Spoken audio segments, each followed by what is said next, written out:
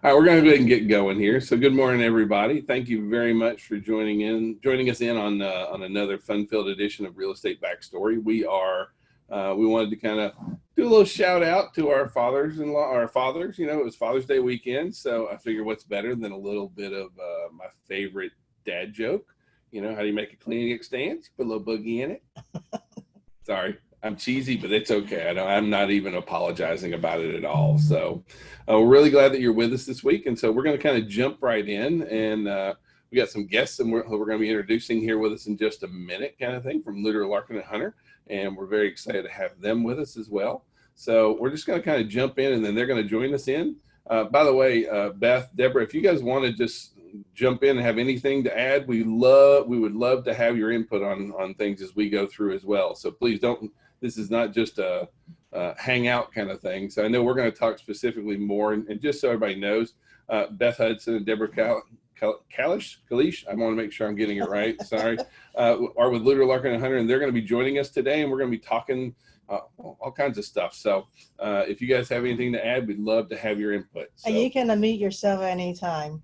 So. All right. Well, we're going to jump in here. And so this week at Maximum One Training, mx1training.com is where you can go and find all of our upcoming CE classes. So this week on Tuesday, I'm teaching lead generation for the real estate professional. I go over about 52 different lead generation techniques.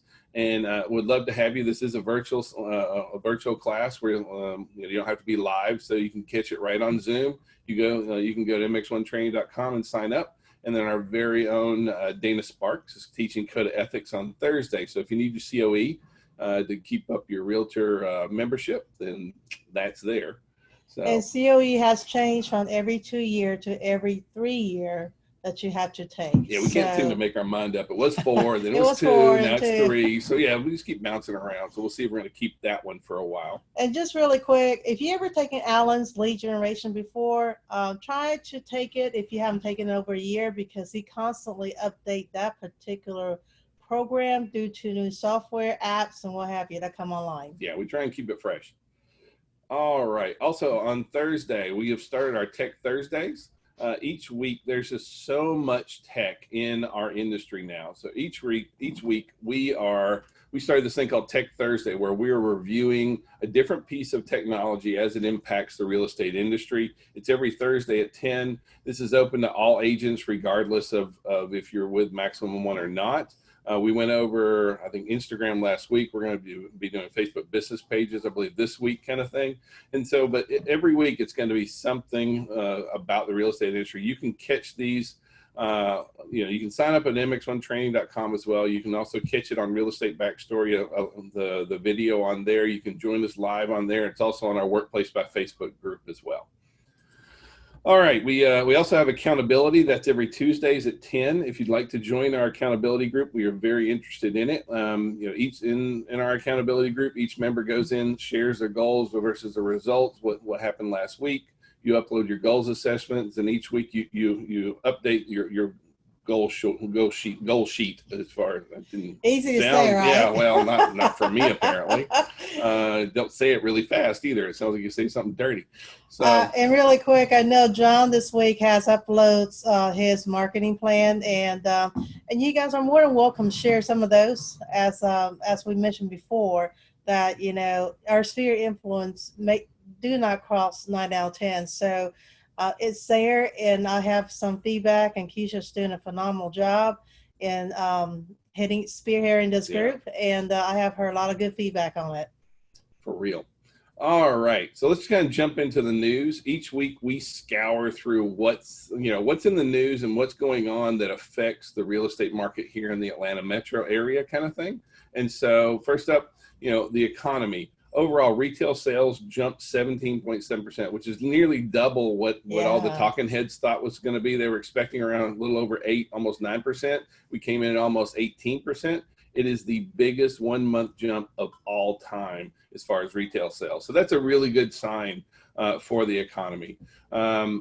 On the job front, there was another second wave of layoffs, and so initial jobless claims came in still high again. However, we are running on the 11th straight week of unemployment improving. I think a lot of that's we're gonna see where all that works out. Probably the end of July is when the federal subsidy on unemployment, runs out. And so whether they extend that, how that really works out in the wash, that's gonna be a teller for me economy wise as far as that goes. In the industry itself, though, our June numbers have just been looking phenomenal, and I'm looking forward to hearing how crazy things have been at Lueder Larkin as well. But for us, things have been just a good bit nutty, which we're very thankful, because in our industry, you're really two ways to be. You're either busy or broke, and so hopefully you're crazy busy as well. But right now, closed listings for the 2 weeks ending June is about 2% over last year on the same period. Pending listings are up about 2.5% over, not just over last week, but over last year kind of thing. We've had fewer properties withdrawn. We had, of course, when COVID came out, there was a big rush of that, but that's been really improving so much more. And then showings are up 12%. Okay, that's massive. Okay.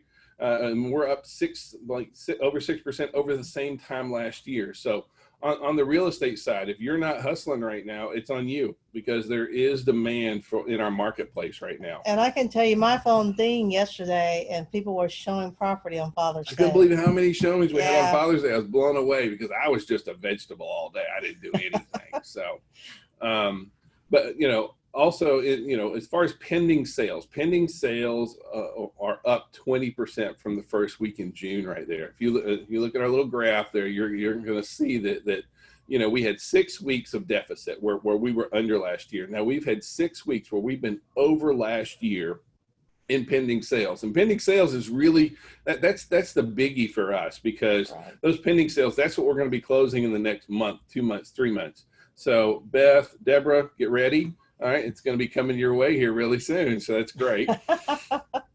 Yeah, there we go. Golf clap. All right, and then we're also seeing that the builders are very much energized by what's going on. Single family permits, had double-digit gains in May, which is a really good sign. There's a really strong rebound in the permit market, and they just released the new home builder sentiment survey kind of thing, which has, it's just shown that there is a huge jump there. It has largest monthly surge ever of all times as far as how the builders are feeling about the real estate market, the biggest jump ever. So we really are seeing, the builders very, very bullish about what's going on in the real estate market. Now, that being said, some of our builders are acting a little bit fishy. Fishy. They're very confident that the inventory is low. So some of their contract, as I have pointed out in the past, that when it's a builder contract, it's very one-sided. So always make sure you read the entire contract if you're unfamiliar with it. If you're new, please have your mentor go over with you in explaining to you some of these terms and conditions. Because some of them are brutal, like 487 pages. They're not that long, but they really are. They can be daunting, but you just got to grab a cup of Joe and sit down and start hammering it out. And also, I just want to let you know they're changing a couple contracts. I have seen some new construction with a smaller builder. Instead of traditional 3% commission, it's only 2.5%. So I just want you guys to be aware of that, as well as some. But that doesn't mean you can't ask. So yeah, you can definitely ask for more, but that's kind of tough sometimes. So if you don't have a buyer brokerage agreement where you're protected for 3%, the buyer's not going to come up with the additional 0.5%. But you know how it is when you buy a new home. You probably don't have a whole lot more to give. So your best bet is actually negotiate with the builder and the listing agent on site. The commission on that, there are some large industrial builder has changed your way of business. So the net commission on that, meaning, like, for example, I'm using a very round number. Let's say the purchase price is $300,000. After all the concession, your purchase price is $280,000. So $280,000. So your commission will be based out $280,000, not 300. So y'all read that commission portion carefully. Um, as some of the bigger builders are doing that now, simply because they're very confident due to the inventory shortage. Um, if you are using a GAR form of new construction, because some of these smaller builder may not have their own form, be careful, because builder deposit is not an earnest money. Okay, once you deposit that money, it's gone. But for earnest money, it still stay the same. And also read the portion where it talks about arbitration or mediation. And as always, you have the right to inspect any new construction, review the contract, make sure it allows you to do it. Some builder may or may not, because the way they justify is that the building and permitting department is already inspecting all those items already. Well, and sometimes they don't want you there for the inspection. In that case, you go with your buyer beforehand, kind of thing, because we still want to protect our clients in there. And you know, sometimes the builders make it really tough. And so this is one of those double-edged swords. We enjoy our relationships with our builders, but we have to be very, very careful, because they know their contracts really, really well, and they're not using GAR contracts for a lot of them. And so you got to make sure you're protecting yourself. Some things, even like if you don't use their lender, your earnest money may be in jeopardy. So you just got to be very careful. And it's also not just the builders right now. We're seeing iBuyers change a lot of terms, even though they're investment groups like Jar House, that kind of thing also. And they all have their own special addendum and exhibits. So please read those carefully, because that might change how you are to close with them. Because some of them require your client to be out 2 days before closing. And, you know, I understand clients are hesitant moving out before we go to the closing table. So. All right. And then we figured this was going to be a great day to talk about some special stipulations, because we have Beth and Deborah with us, kind of thing. So I'm going to let you kind of jump in here, and then we're gonna move in with them as well. Sure. After the today, I will post. I'm sorry. After the session, after the Zoom meeting today, I will post the special stipulations in reference to GAR. Because what I'm seeing in the back end right now is that there's a lot of repair requests. I saw one this weekend that says buyer wish seller to make the following repairs. Well, the problem is wishing and requirement is two different things. Yeah. So what you I wish I had $1 million. Yeah. So what you write in special stip does matter. And we have these special stip in our reference section, the Papers Pipeline, but I will as well publishing, tongue twisted this morning, not enough caffeine, I think that's what it is. So I will publish these things out, and they address, basically, sometimes you have a seller that refused to answer you prior to due diligence day period ending. Y'all do know, if you do not have a response or an executed amendment prior to the due diligence day ending time, your buyer is buying the property as is. So there's a clause that we put in there, is that the amendment to request repair basically become a unilateral termination release. Okay, it's, for me, it's easier to rewrite a whole entire contract than lose my client's money.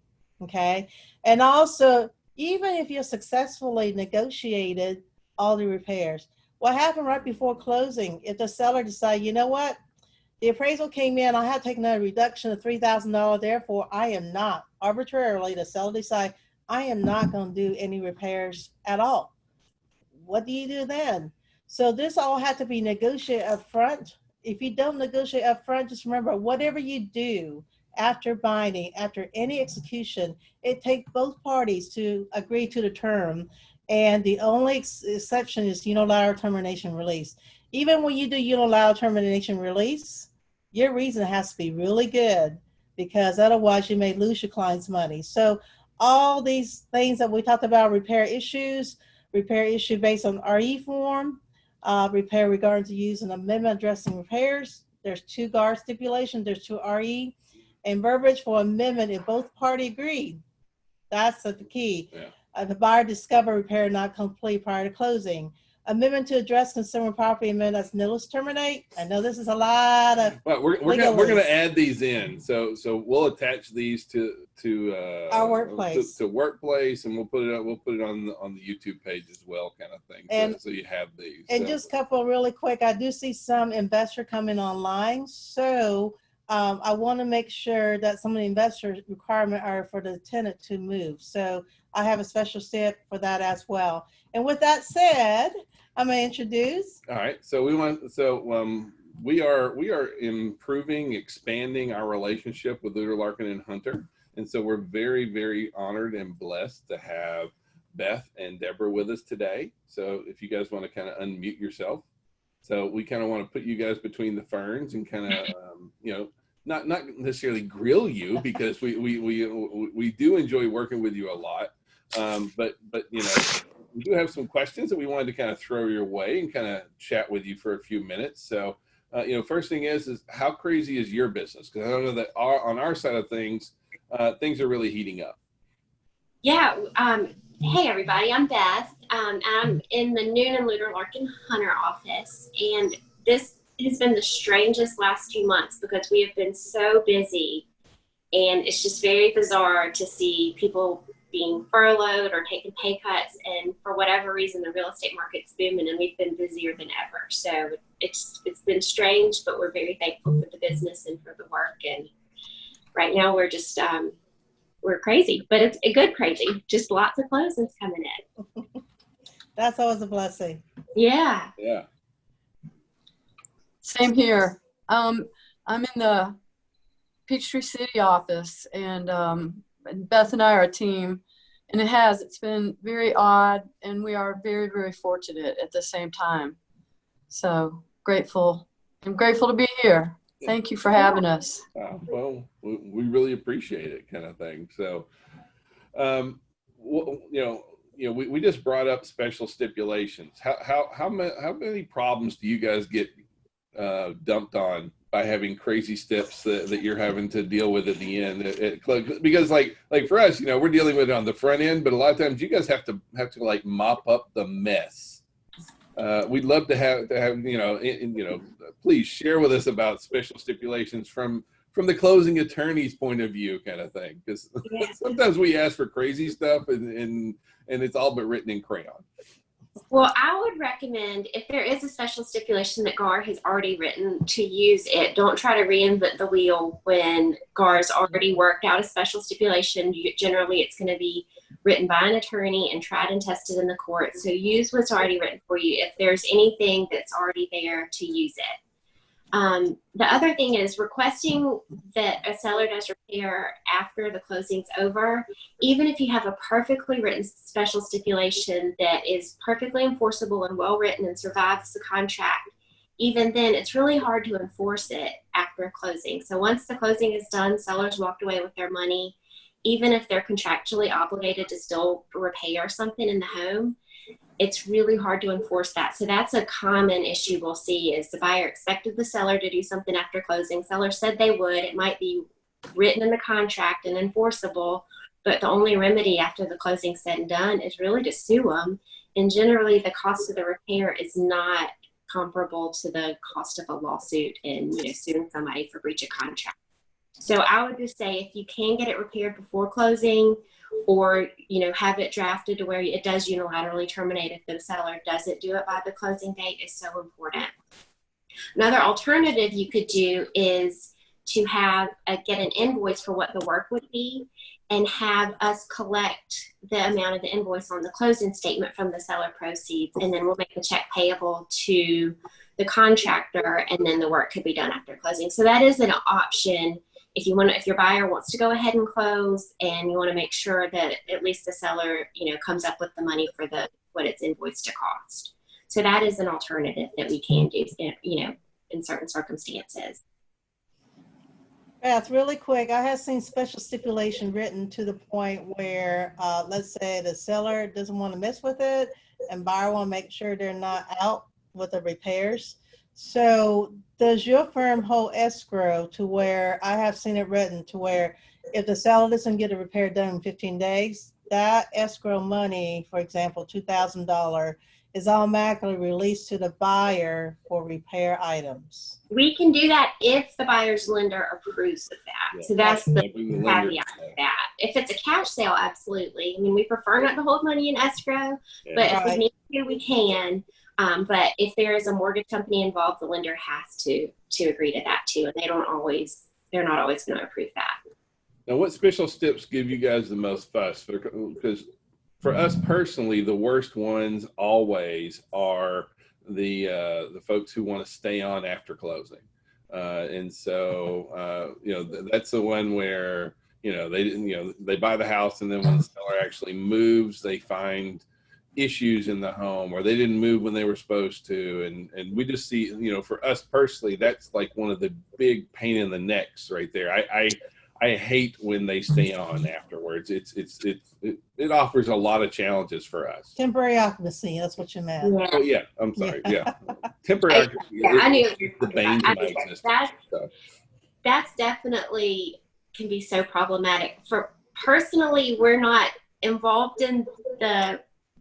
We might know all about it, but sometimes it's kind of out of our hands when it comes to those. Deborah, I'm trying to think off the top of my head. The one, really, there's no specific one. It's more like what Beth said at the beginning. We talked about the special steps when people try to write one up from scratch, and they're not going through the steps of thinking about all the what ifs, and thinking about the fact that you've got to write it as if we don't know, or a judge doesn't know anything about the transaction, and take into account, okay, this is what I want to happen, but then here's the consequence if it doesn't. So you can ask for specifically a repair, but what if they don't do it? What's the consequence? So a lot of times they just don't follow through with it's the what, when, where, how. There's and time frames and specifics, and it's very, it can void the whole contract. So it's more the ones that we have to kind of try to, which we won't guess, but the ones that leave us going, what did they really mean? So I always say, write it as if I know nothing about it, the attorney or the judge. And then and there's no such thing as too many words. It's sometimes when there's too few words. Well, yeah, because you kind of got to make up or be ready for when things go bad, right? Yes. That's the one where I think a lot of agents expect everything to go great, and when they don't, nothing is written into like, well, what happens if they don't do this? What happens if it runs out of time? What happens if this happens? That kind of thing. It's especially like with pre-occupancy, that's what we see all the time. It's like, seller will move out in 2 days, period. And then what if they don't? Right. Right. So yeah. And to follow up on that, I mean, you have to think about if the contract ultimately was litigated, the judge is going to look at the four corners of the document. So I think a lot of times agents talk to each other about what they intend, but if it's not written into the contract, into the special stipulations, every single item isn't addressed, then it does fall into a gray area that's hard to get out of and to make everybody happy if it's not specifically written in there to begin with. Yes, ma'am. So yeah, I think that will work best if we can get the invoice in prior to closing, even if the repair is not fully complete. I think that's the best solution on repair portion. As far as temporary occupancy, if you don't put a special stip in there where that seller has a right to evict the seller, the buyer has a right to evict the seller without any notices, because Georgia landlord tenant law, this is why we don't do property management, y'all. There's a little more complicated than that. So, but if you write something in there where eviction is immediate, that you don't have to go through the regular period waiting time, I think it'll kind of cover you a little bit. But 9 out of 10, 9 out of 10, the seller is ready to move, but there are some circumstances where seller is waiting on their home to be built or completed, and you may have that time period lag. So before you commit to anything, make sure you have a good conversation with the listing agent. And then what do you recommend when we have the bizarre white elephant special stipulation? Can you guys help us with those? When, you know, can our agents reach out to you? Absolutely. I know a lot of times it's like story time, and it goes into, you know, like there's these 17 moving parts, and sometimes the GAR special stips just don't cover for this really bizarre, weird situation that we're in. Can you guys help us with that when that arises? Yeah, we're happy to help draft a special stipulation or review one and make, you know, any kind of revisions to it. So we're happy to help with that anytime that you guys need it, or if you need us to pull a plat or a copy of the deed, anything like that, we're happy to help with. And so we could just email you at your email address and say, hey, what's going on? I was going to write it this way. Is this okay? Is that okay for us to kind of, you know, we're not trying to dump a lot of stuff on you either, but, you know, one thing that we love in having our relationships is that you need that partner. As a real estate professional, you need a great lawyer partner for things like this that you can call on, that you have an access to. And so, you know, one of the things that we love is having that access to you guys, but I just kind of wanted to kind of throw it out there and make sure that, hey, look, you know, this is going out there. You guys ready? Because right now we love that we can do that, but we just want to make sure that everybody knows that you need this kind of, as a real estate professional, you know, there's certain things that you need in your toolkit to be really successful. You need a great lender partner. You need a great closing partner also, kind of thing, in addition to hopefully a great broker partner.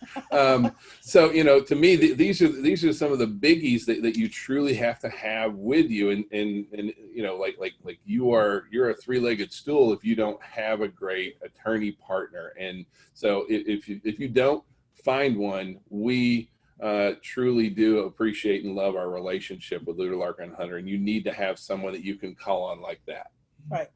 Absolutely. We're happy to be here for you guys and your agents. And I think the most important thing is to realize that you're not expected to know every single thing. You just need to know when it's a good time to ask a question and when it is a good time to reach out to an attorney, because we're happy to look at covenants or draft a special stipulation or look at a legal description or, you know, figure out, are you selling 2 tracts of land, 2 tax parcels, or just 1? So we're happy to help whenever there's a question like that. Well, the other big thing that we found is that when you get on the front side of things, we got time to fix it. Absolutely. You know? Like when you're sitting at the closing table and like you find things out, then you're going home and nobody's getting paid and everybody's angry and everyone's staring at you, and even if it's not your fault. And so ask those questions on the front end and you know, don't wait for trouble. Look it out. And then if it's something you have to fix it now. Like if you have probate issues, you want to know those well before closing. Yeah, and that's a good point, because another thing we're happy to look at is how to set up a signature block if you are dealing with a seller that has a probate or a trust or an LLC or a corporation. Because if the person that doesn't have the authority to sign the contract doesn't sign it, or it's not set up correctly, then you can have an unenforceable contract. So that's a great time to ask questions about who should be signing on behalf of the seller when you have anything other than an individual. And this is why a lot of closing attorney ask for operating agreement, because the operating agreement of an LLC stipulates who is authorized signer. So, Or do you have to get consent of all the members of the LLC? Even if there is one person authorized to sign, you may need to still have all the other members that have ownership interest in the LLC sign off on that. So you always want to make sure that your seller has authority. So that's a great time to ask a question. Okay. Cool. I think. All right. Well, is there anything anything else that you guys want to throw at us, or let us know? You know, share with the group. Well, I think you guys had mentioned talking just about what we're doing in the COVID-19 situation. Yeah. And we do have, our firm has 23 offices all over the metro Atlanta area. And I think every office is kind of a little different, but from my perspective, we're just trying to work with our clients and make sure that they feel comfortable. So I've done closings. I've done several closings outside of the picnic table out at our office. And Noonan, we have a picnic table by the pond. So we've done a lot of outdoor closings by the pond. We've been going to cars in the parking lot, and I just take a clipboard and let the people sit in their car and sign in their car so they don't have to get out and come inside and get exposed. People do want to come inside. We're trying to bifurcate our sellers and our buyers so that they're signing in different closing rooms or spread out the time just a little bit so that we're not cramming a lot of people in the same closing room. So we're just kind of trying to work with everybody, make sure everybody's comfortable and feel safe. Sounds great. Thank you all so much. All right, Beth, Deborah, we really appreciate you being here today. And Thanks for having us. Hearing. Thank you. Thanks for having us. Relationship with you guys. Yeah, and see, how far down the rabbit hole it goes. So. Right.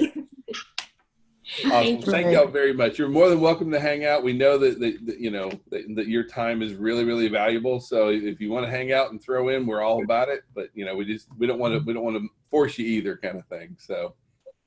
Right. Well, we'll stick around, but I'll mute. So y'all. Absolutely. Yeah. You're more than welcome. Stick around. Yeah, and Thank you. feel free to if I'm covering anything and you've got something to add, we'd love to hear it. So jump in. So we're going to jump back into where we are.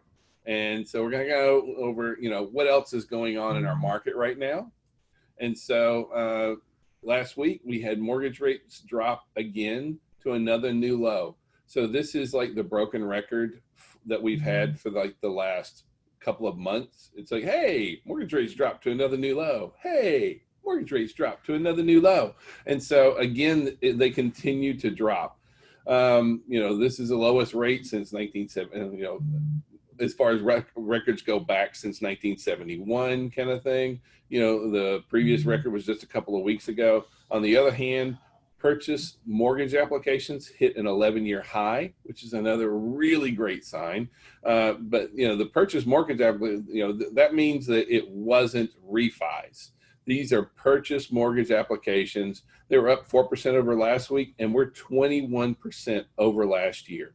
So when folks go out and they get loans, guess what they do? They buy houses. So the fact that that we have so many buyers out there, 20% more buyers last week completed a purchase application than last year. This is really good times. We're looking at summer running all the way into fall at this point, because these are folks that they're getting pre-approved. They've got to find a house. You need to be reaching out to these folks because it's a really great place for us to be right now. Also on the positive side, we had fewer homeowners that needed a mortgage bailout for 3 consecutive weeks. The forbearance has dropped, kind of thing. And I see that being really, really important as our economy continues to heal and improve, especially on the mortgage side of things. Fact is now that this is our 3rd week in a row where less people have taken and more people are coming out of mortgage relief. But part of that with mortgage relief is that we got to understand how that's impacting us, because we've had a couple of different instances just this past week where we had sellers wanting to sell that were in forbearance, and how those forbearance documents were prepared really, really affects them. We had one that had to push their closing back for another month because they had to come out of forbearance and pay a payment for a month. Now, every different lender operate differently. Yeah, it's all about their mortgage documents. Check how that particular lender, the seller has their loan with, wrote up their forbearance, because some being turned around as quickly as a couple of days, but I've seen some take about two weeks up to a month for that forbearance to come out. Well, the challenge was that because when the forbearance, when Fannie and Freddie said that they were going to offer forbearance, they didn't put a lot of rules in there. And so each bank and each lender was kind of forced to kind of figure out how they wanted to do it on their own. So those forbearance documents that your client has, you've got to read through those, because that's going to stipulate and dictate how they can come out of forbearance in order to sell the property. So we've had 2 incidents just this week with that. So this is a great conversation to have with your sellers, and to be talking about on social media, that kind of stuff. Hey, reach out to me if you're ready to come out of forbearance and sell your homes, that kind of stuff, and guide and advise them through that. Absolutely. All right. Also, we're seeing that renters are managing their debt very responsibly, kind of thing. And this is a really good sign, because renters are a great, millennials continue to be one of our biggest buying segments, and the majority of our millennials are renters right now.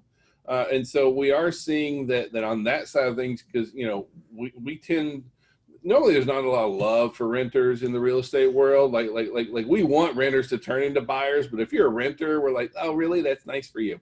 But we have to understand that this is a great lead source for us, to look at. And so they're not taking out, they're not issuing new credit cards, they're not driving up debt. That's a really good sign for us, because we need these folks to come buy houses from us. One thing that has me a little bit, I'm not sure concerned is the right phrase, but I think there's an opportunity here for us to reach out into our communities, into our sphere of influence, and really have some serious conversations with folks. Because there's a new thing that just came out on Housing Wire, and says that even with mortgage assistance, 40% of homeowners have considered selling their home due to the pandemic.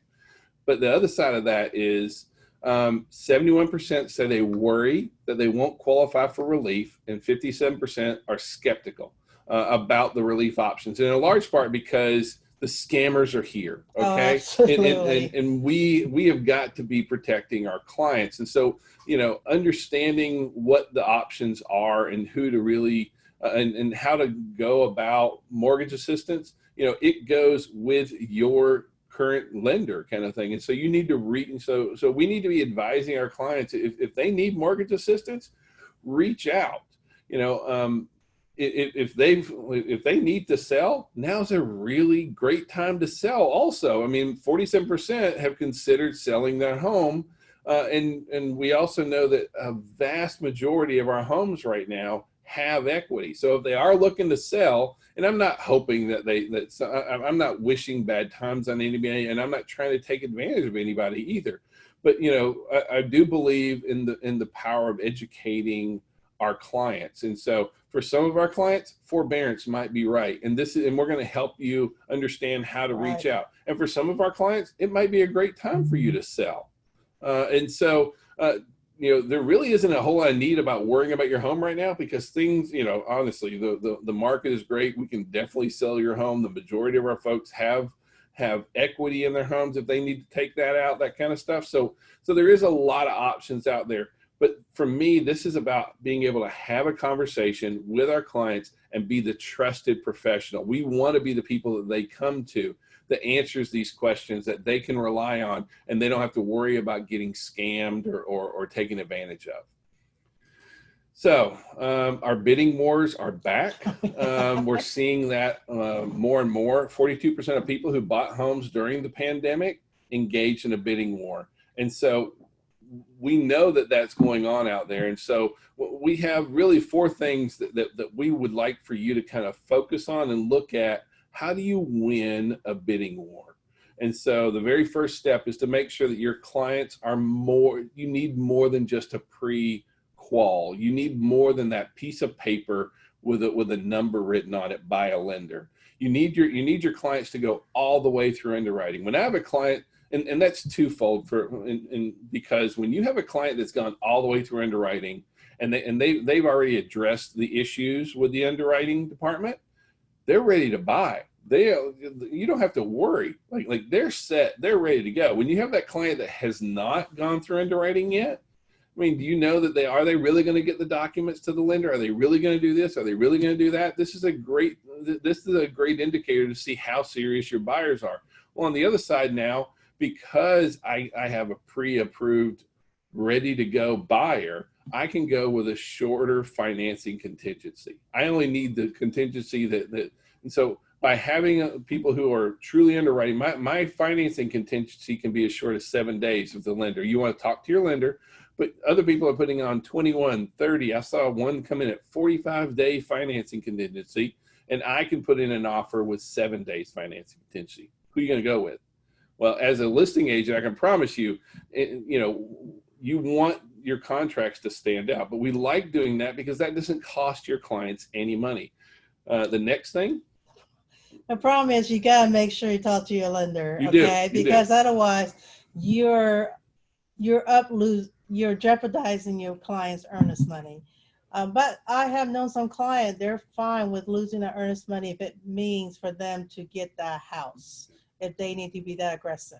So have a good conversation with your client. Yep. Next thing you want to do is, I believe in larger earnest money amounts. They're probably going to have at least 3.5%, maybe 5% down. And so if I get 2 offers in, or I get 5 offers in, and all have $1,000 money, and this one has $4,000 money, as the seller, as the listing agent, which one's going to seem like a more serious offer? The one with the largest earnest money. As long as I've got my ducks in a row, I'm still able to protect my client's earnest money on that side. Next thing is keep your contracts clean. Short and simple. Give yourself the due diligence that you need and address concerns during your due diligence. But if you send over a contract and it's got 17 things and you're in a multiple offer scenario, put those in once you're into the negotiations phase, once you go in, once you do your inspections. But if I've got these 5 contracts and yours comes over and it's got a page of special stipulations before we even inspect, or before you even inspect, yeah, I'm probably passing on that one. Last thing, buyer letters. We love buyer letters. I have seen more and more of that with a copy of contract. So, have your buyer write a really nice letter to the seller. I loved your house. It was decorated so nice. I could see myself sitting on the back porch, sipping a cup of coffee, looking over the beautifully landscaped, Okay. It's that the whole way, because now a lot of your sellers have lived in the average seller's lived in their home right now for 11 years. A lot of folks like the neighbors they live next to. They'd love to sell their house to someone that they don't think is a jerk. And so when you send over a nice buyer letter and butter them up a little bit, it really can grease the skids. We've seen this even work with our REO property kind of thing. We had a mother, single mother with a son in a wheelchair, and she sent over, and it was a stepless ranch. It was exactly what she needed, and we actually won an offer under asking with a bank because we included that letter. So look, there's ways that you can do this, but when, if you have a client and you've lost 3 or 4 deals, you're going to lose that client. It's just straight up. You've got 3 or 4, and then at that point, they don't feel like you can finish the job. You can get the job done. So this is important, especially with the competition we have out here. These are things that we do, and none of these cost our clients money. That's the thing, and that's what we really like on that side of things. Anything? Nope. Okay. All right. The economy is in shambles a little bit still, not necessarily in housing, but borrowers aren't getting equity lines, which I find to be very positive, because which means that they're not taking equity out of their home. The ones who are taking equity out of their homes are using it to improve their homes, which is not bad, but we're seeing a 19% drop in March compared to the same time last year in equity. And that to me is a big indicator. If people were really worried, they'd be taking money out of their homes. They're not. The government has extended foreclosure eviction moratoriums for another couple of months. So FHA, Fannie, Freddie have extended the foreclosure moratoriums for another 2 months. It runs through August 31st now. So, this is one of those that we're going to have to see what really transpires, because on one hand, we're not seeing a massive amount of foreclosures. There's been a lot of great programs with the forbearance and that kind of thing. But I guess my only concern is we're always going to have some level of foreclosure. At some point, all these get wrapped up into 1 month. And so, on August 31st, are we going to see a little bit of a bump? I would think that we would have to somewhat. But on the other hand, it'd be nice to have some inventory again. So that's not necessarily all bad. I'd like to have some of these properties back on. We don't see that foreclosure, we're not moving into a foreclosure market. There's nothing like that. Right now we have way more buyers than we have sellers. But that is one of those things that you know, I know that's there as a stopgap, as a safety measure out there.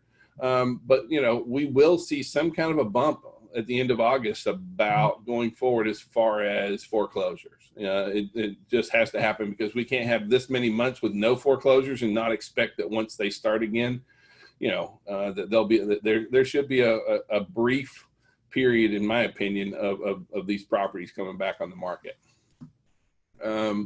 There's also a new poll came out talking about cities with tech hubs, and Atlanta is one of those that is definitely up there. The Realtor Housing Recovery Index, we came in at number 18 with a 6%, 5.9% improvement over last week in our recovery efforts, and we were already one of the better ones out there, kind of thing. According to the Realtor Housing Index, we're at 96.3% recovered in the housing market, but honestly, I really feel like we're over last year already, kind of thing. Absolutely. Here. So we're seeing a lot of really positives on that, but you know, Atlanta continues to be a really great place to buy and sell right now. Our market's doing good. Baby boomers are the biggest group making home renovations, followed by Gen Xers. And the reason I bring this up is this is a great topic to reach out into your databases and talk to about. You know, our millennials our millennials and our seniors, this is not a great conversation. So if you deal with a lot of millennials and a lot of seniors, do you want to be talking about home renovation projects? No.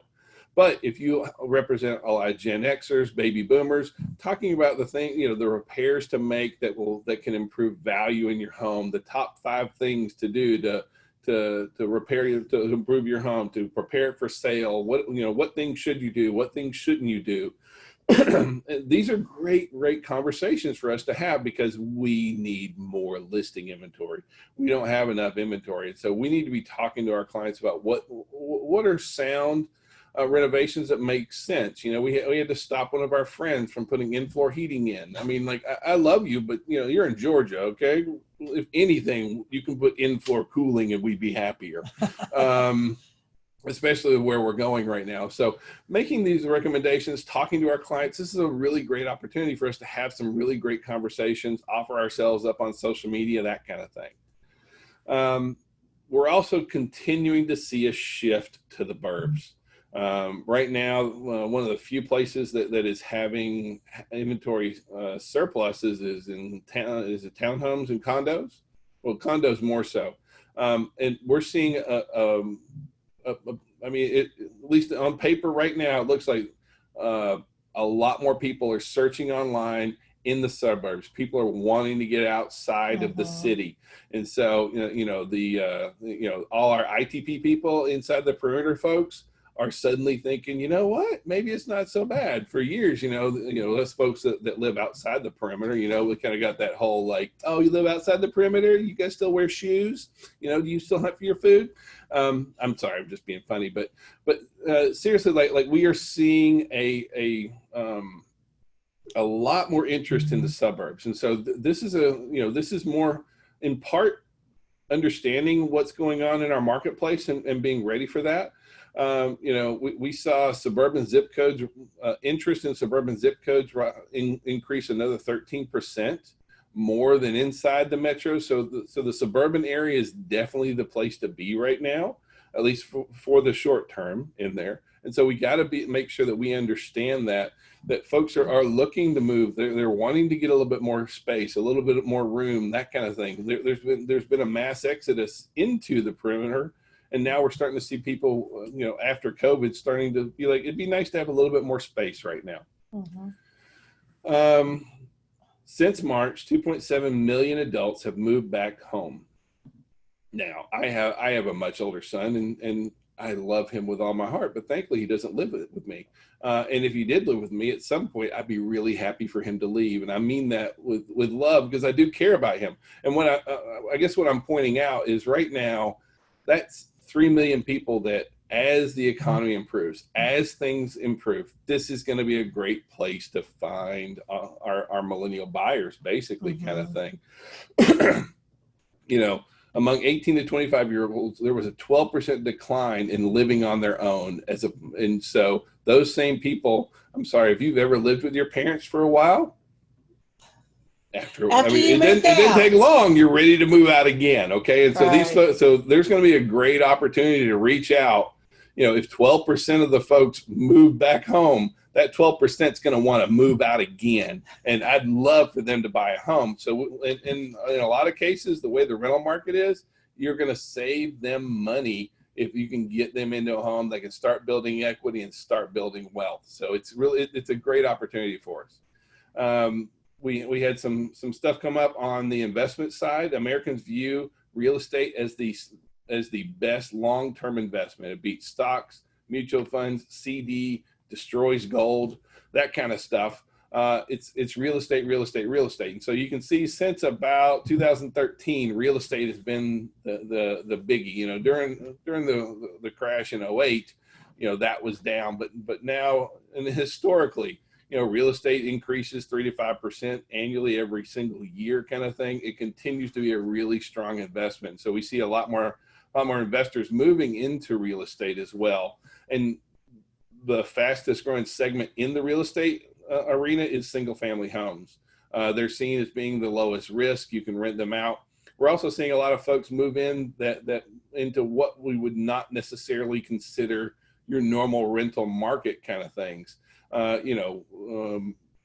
Renting homes for $5,000, $6,000, $8,000 a month. So our higher end homes, we're seeing an uptick in the rental availability of higher priced homes as people want to move outside of the city, that kind of thing.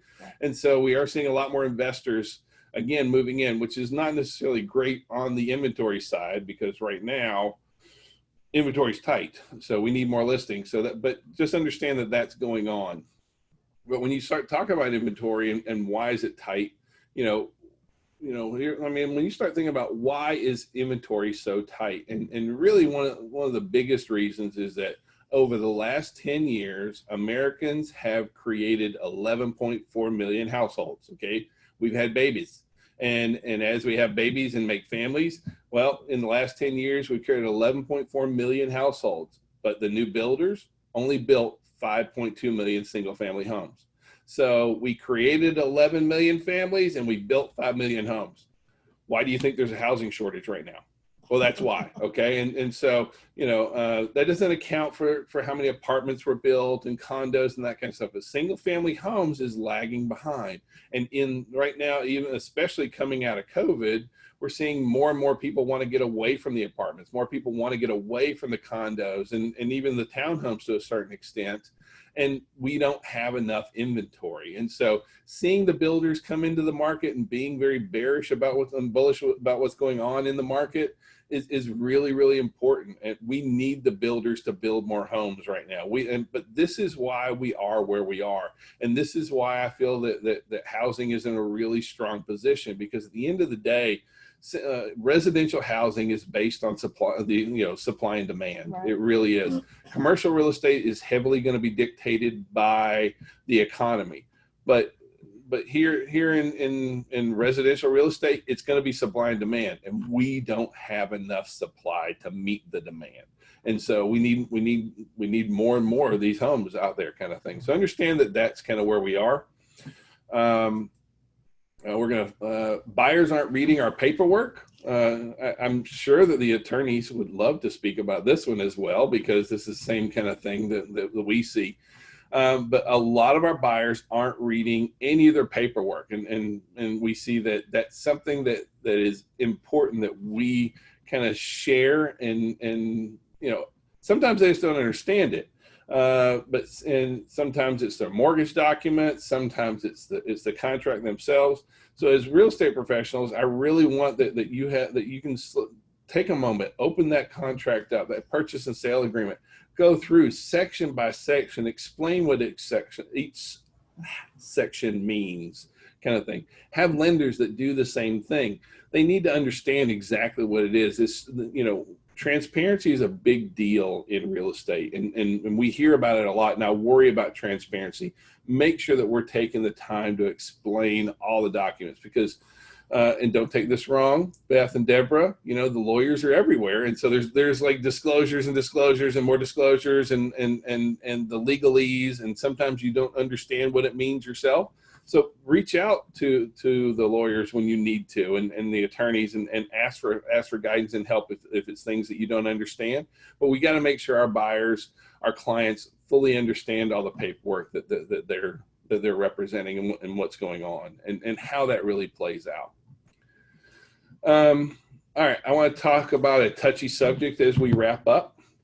And so, you know, I know this says, can Donald Trump campaign signs scare away home buyers? And this is not I'm not an anti-Donald, I'm not like, we're not for one or the other, right, nor is it a political issue. Right, I am apolitical, okay? I'm not Republican or Democrat. I'm not carrying water for anybody. But I do believe that we have to understand where we are. We're going into probably one of the most contentious election periods ever, okay?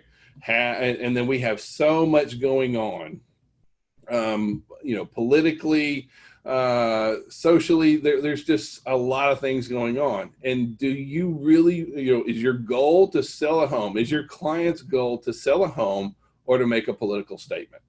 And I, you know, I can't stop you from doing this. And if you choose to go that route, that's on you. But I can tell you that if I, you know, if I'm like, woo, MAGA all the way, I have just infuriated half of my clients. And on the other hand, if I go like, woo, I'm with Joe, I have just infuriated half of my clients. And so as a real estate professional, that's not a great place for me to be. Anytime that I piss off half my clients, anytime I aggravate half my clients, that's a bad place for me. And again, you get to make that choice. It's your business. You are your own small business. And so if you want to get political with it, well, that's on you. But do understand what's going on. We are highly contentious. And a lot of times, if you do have strong political feelings, I don't knock you on that on either way. All I'm saying is understand. Never, ever express that in social media, because what you said can affect you, not just with your clients, but it can affect you with your membership and other relationship that you have. So as an agent, please, from a compliance standpoint, do not express. Well, I mean, I just think you have to be smart about it, and you have to know that what you're doing has consequences. And if your goal is to be political, well, then go be political, but understand that being political may not build a real estate business for you, kind of thing. And so I just want you to be careful. You know, because we all get caught up in heat of the moment. We do, and it's very easy. You know, right now the U.S. is highly separated into two very distinct camps, kind of thing, on the political spectrum, and I just find it much safer if you're trying to build a business not to make half of your potential clients mad. Is probably one of the best business decisions you can have. So I do recommend being apolitical, staying out of it. I'm pretty sure the attorneys would join in and give me a nod, like, let's not get in there. Yes, okay, we have nods. So again, if you choose to go that route, that is on you. I love you no matter what. I'm not. But be careful, because whatever you say, understand you may be violating fair housing. Mm-hmm. And that's one rule that we will not, we will enforce that. And it can cost you your license on top of that, if not being sued. No, but just stay out of it on the political spectrum is really my advice there. We're going to wrap up with this. We have utilityconnect.net/maximum1 is our new utility. It is a personal moving concierge for your clients. We are putting it in place. Well, first of all, it's free to you. It's free to your clients. Doesn't cost anything. It handles mail forwarding, electricity, phone, gas, TV. About the only thing it doesn't is water, because in most of the times you have to do water. But they will tell your clients where the water department is, how to go, the requirements, that kind of stuff. We are putting in place to where it will all of our clients will automatically get reached out to on your behalf, kind of thing, to help them with any of the moving needs that they have. It doesn't cost you anything. It doesn't cost them anything. And it is just a free service. It's a concierge service. You know, I know sometimes when I'm running around crazy, busy, the last thing I think of is utility. So this will help you if the listing agent don't have the data for you. This will help you redirect your client quickly and makes you look like a pro. So yeah, and then so really reach out to us in any way, shape, or form. Reach out to Beth and Deborah if you need any kind of legal help on that kind of thing. We're here for you. We love, appreciate you. If you need us, call, text, smoke signals. We're here for all of that. So if we can be of any service, please let us know, or let Beth or Deborah know as well. So we really appreciate you. And thank you. Have a great Monday. All right. Bye, y'all.